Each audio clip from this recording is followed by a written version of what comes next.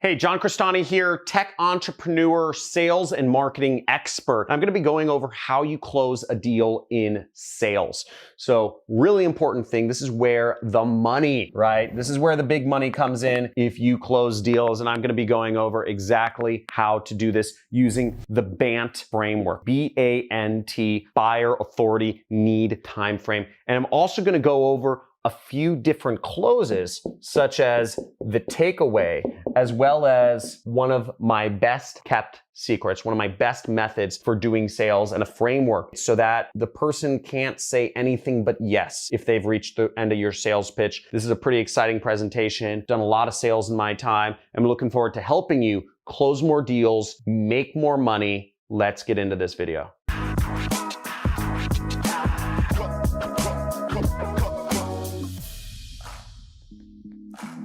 Hey, John Crestani here, online marketer, tech entrepreneur. And my first job was actually doing sales. I was working in a boiler room with mostly guys. Our quota was minimum 100 calls a day. So every day I was pumping out 150 calls a day, right? I'm an overachiever. Don't be lazy, you millennials. And tell me if I call you out. If you're watching this video on your phone, portrait style, and you're sitting there scrolling through the comments, type in I got you. If I got you, flip the phone to landscape mode. Give it your full focus if you really want to learn this information the most. Type in I got you if you got you, and then flip it back to landscape mode. Let's get into this. So first off, buyer. Okay, this is the BANT framework once again, and you can search this online, BANT. But what BANT is: buyer, authority, need, time frame. Why is this important? Well, these are the four main things you need to find out from somebody in order to close them. First off, you need to know, does this person have the money, right? You know, I used to work in investment marketing. The company didn't want to do deals that were under $25,000. Or another way of phrasing that is they only wanted people who could move over at least $25,000 into an investment. So I needed to make sure that the people I was marketing to could spend more than that. If they couldn't spend more than that, it doesn't even matter. So if people don't have the money to spend on your product or service, it doesn't even matter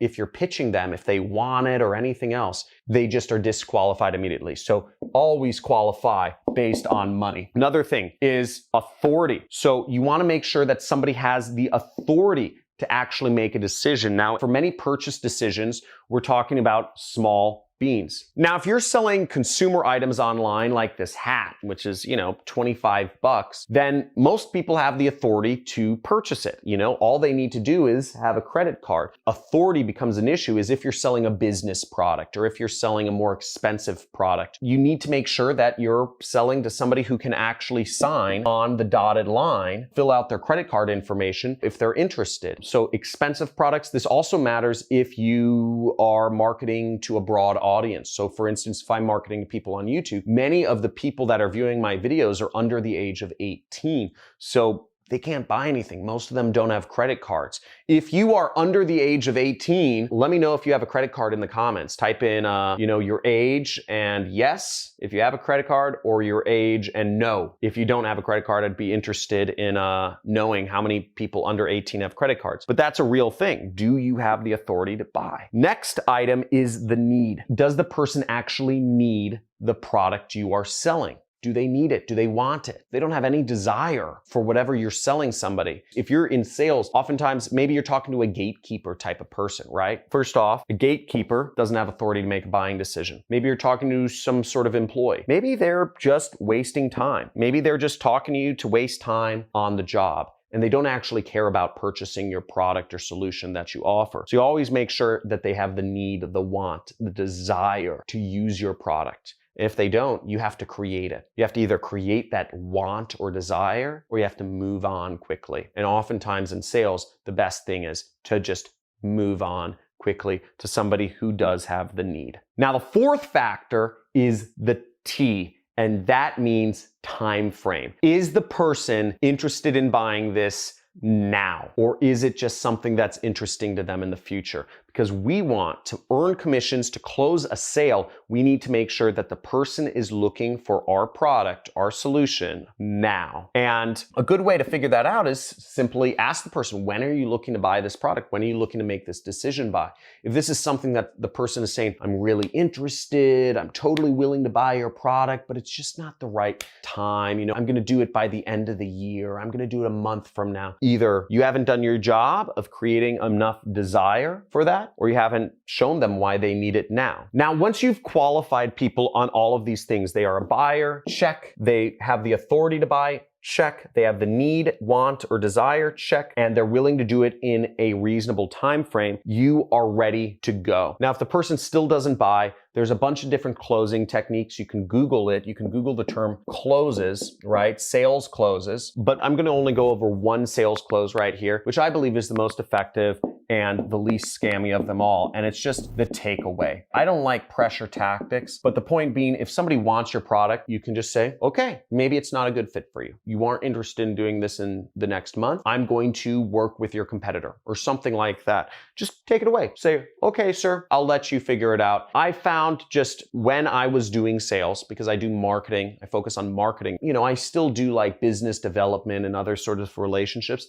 I'll just take away. What I love about takeaways is it usually sorts the wheat from the chaff. It gets rid of the people who aren't actually interested in the product or who would be bad customers, but the people who are interested in being customers, it attracts them to you because they realize you are a figure of an abundance mindset. You don't need their business. And showing a customer that you don't need their business, that you run a fine business just on your own, it actually makes them more attracted to you. So that's a great method. And the other sort of secret tactic that I'm going to go over that has helped me just do sales amazingly well, I call it the box. And the box is, when you're doing sales, is making sure you answer every single question and concern that the customer can possibly have before they even bring it up. So if the customer has anything other to say to you than, yes, it's a deal, they seem stupid because they've already answered every single question that they could possibly ask. Now, how do we create a box where literally every single reason that a customer can think of is addressed? And the way we do that is we simply address every single objection that the customer can think of. Now, what are reasons why customers don't buy a product or service? Well, we might have, time's not right. We might have customers saying it's too expensive. Down here, we might have another objection that it takes too much time. And what's another objection why people might not buy a typical product or service? They might say they don't trust you. They don't know you well enough yet. So all of these objections, and there could be many more objections in buying a product or a service, but these are sort of broad objections that apply to anything somebody might purchase. You can find ways to address every single one of these objections if you've worked in an industry long enough. They don't trust you. How would you address that objection? Well, you can address that objection by a number of different things. You can block that objection off.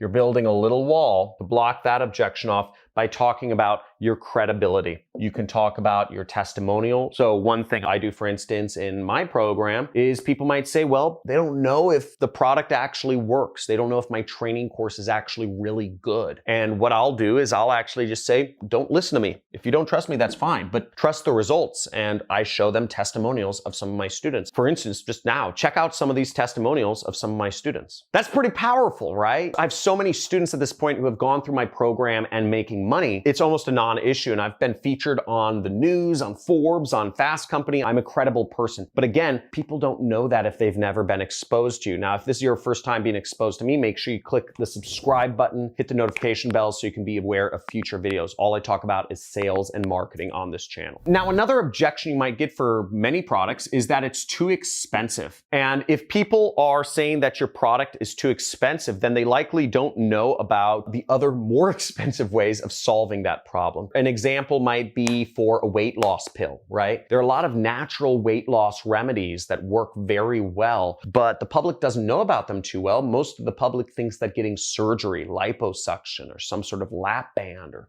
some sort of thing like that, which is very expensive, hundreds or thousands of dollars, is a better solution. You can combat this by giving people evidence that your product is actually very cheap. So just say, hey, my product may cost $100, but if you were to get liposuction surgery, that costs $10,000. Or you could say, my product costs $100, but if you were to actually go to a gym and hire a personal trainer, you're gonna be spending $200 a month, which is thousands of dollars a year. So you give people comparisons and you say, instead of spending $200 a month, just spend $100 with my company. You need to give people reasons to show them, to combat whatever their objections are. Too expensive? Give people examples of why your product's not expensive. Compare it to the competition, compare it to other solutions that are more expensive to show people. So as you see, we're starting to build a box here. Now let's go on. So we could talk about the timing's not right. You know, whatever product or service you're selling, you can give evidence for why the timing is right. And if people think it takes too much time to use your product or service,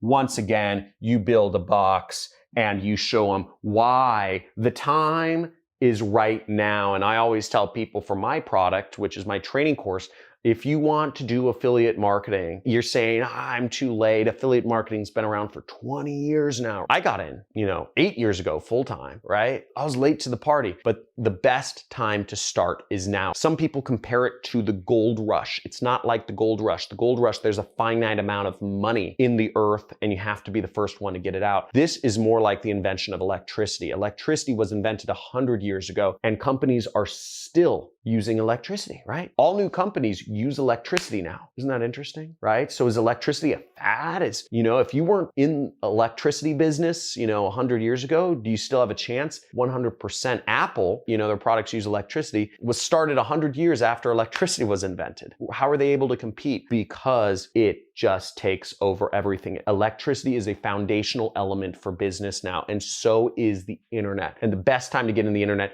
is right now, today. It's only going up. It's only going to get harder. You have so many advantages right now. So get started with affiliate marketing. Subscribe to this channel. Join these communities. If you're ready, type in I'm ready in the comments below and join our community. We have a Discord channel now, so you can chat with other people. We have a subreddit and we have a Facebook group because I get about 2 million messages every single day from people asking me to mentor them or help them or hold their hand and hug them and tell them they're a beautiful little snowflake of a human being. And you know what? I can't respond to 2 million people every day. So that's why we created communities where we can all help each other learn and grow, watch my videos, subscribe to my channel, and talk to you soon.